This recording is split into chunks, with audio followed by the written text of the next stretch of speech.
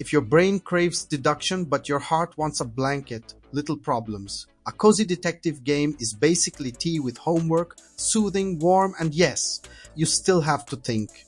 The hook is almost disarmingly small. You're Mary, a first-year college student solving micro-mysteries like who ate the last cupcake, where your homework vanished, and why your cat decided a USB stick is a snack. The question is whether these tiny stakes add up to something satisfying, or if the cozy label is hiding a lightweight detective game that barely clears the bar. Let's talk mechanics first, because that's where the game earns its keep. You comb through still life scenes, click notable objects, pull out keywords, then slot those words into Mad Lib-style case sheets. It's Golden Idol DNA without the murder boards, less grim autopsy, more campus scavenger hunt. The twist is in the scaffolding. Layered hints you can toggle, optional clue markers, a show mistake validator that flags the wrong blanks without handing you the answer, and a notes feature that lets you bypass regathering info if you remember a name or detail from earlier cases. DualShockers clocks the length at around 5 to 6 hours and calls out how the scope widens. You'll fix a busted bookstore database, decode animal chatter at a vet, and canvas a concert venue for jeans with heart decals. That's not just cozy window dressing, that's systems breadth. Praise across outlets lands on the same islands. LadiesGamers is all in on the vibe, giving it 2 thumbs up for the approachable clue to keyword flow, interlinked cases, and a rechargeable hint system that doubles as a difficulty slider. DualShockers digs the escalating complexity, the secret cupcakes tucked in each level, and side challenges like cracking a friend's laptop, little meta goals that stretch the runtime and coax completionists. Even detractors give the puzzle core credit. When you're matching the hue of a soda in a cup to the right trash bin bottle, or inferring identity from posture and speech patterns, the aha is legit. Where the split forms is narrative and structure. RPGFan calls the story choppy, with jarring time skips between vignettes and enough connective tissue explaining why Mary is the group's de facto sleuth.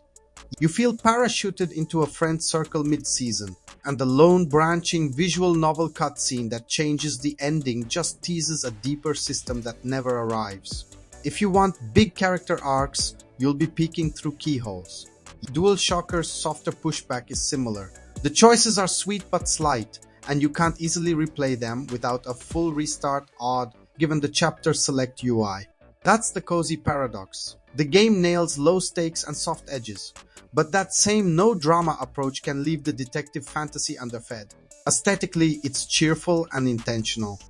The art leans hard anime, pretty boys, starry-eyed girls, everyone over 30, coded background and PC drab. It works mostly because the visual emphasis helps puzzle readability. Foregrounding who matters in a scene is half the battle. Animals are the scene stealers. If the golden idol had a golden retriever, maybe those murders would have hurt less. Audio is the one consistent ding. RPGFan likes the unobtrusive soundtrack. DualShockers calls out loops that wear thin fast, pushing them to mute while solving. For a game that wants you simmering in thought, repetition fatigue is a real distraction. Difficulty pacing is a pleasant surprise.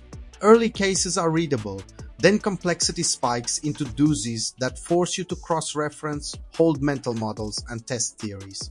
The tribute to Golden Idol is real, but Little Problems ditches inventory Rube Goldberg for semantic lock and key. On the downside, RPGFan flags occasional pixel hunting and leaps of logic and admits to brute forcing a couple solutions. That friction won't sink the experience, but it's where the hint economy really matters. Being able to nudge without spoiling is the difference between cozy challenge and why am I arguing with the text box at 1 AM? Let's plant some hard facts so expectations don't wander. Developer is Posh Cat Studios, publisher Amplified Games, PC release on September 9th, 2025 at $9.99. No controller support at launch, point and click only. Roughly a weekend's worth of content if you chase secrets. There's a light VN wrapper with one branching cutscene that affects the final ending, but most of your agency lives inside the puzzle sheets, not in dialogue trees. That last line matters. If detective to you means interrogations, timelines, contradiction systems, and courtroom theatrics, this is not Phoenix Wright or Paradise Killer. It's deduction through language assembly with a cozy coat of paint. So is the coziness a feature or a fig leaf?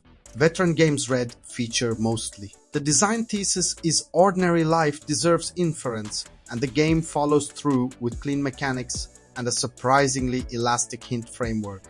When it misses, it's because the world gestures at a bigger coming-of-age story and then fades to a montage.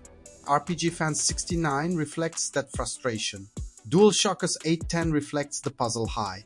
LadiesGamers 2 thumbs up reflects how well the vibe lands for the target audience. Nobody's wrong, they're grading different promises. Here's the payoff. If you come for story heft, you'll bump into seams. If you come for gentle, fair-minded deduction that respects your time and lets you tune the friction, this is low-cost, high-value brain food. The cozy label isn't an excuse, it's the brief. And honestly, more puzzle games should steal the show the error, not the answer trick. It's pedagogy and play working together.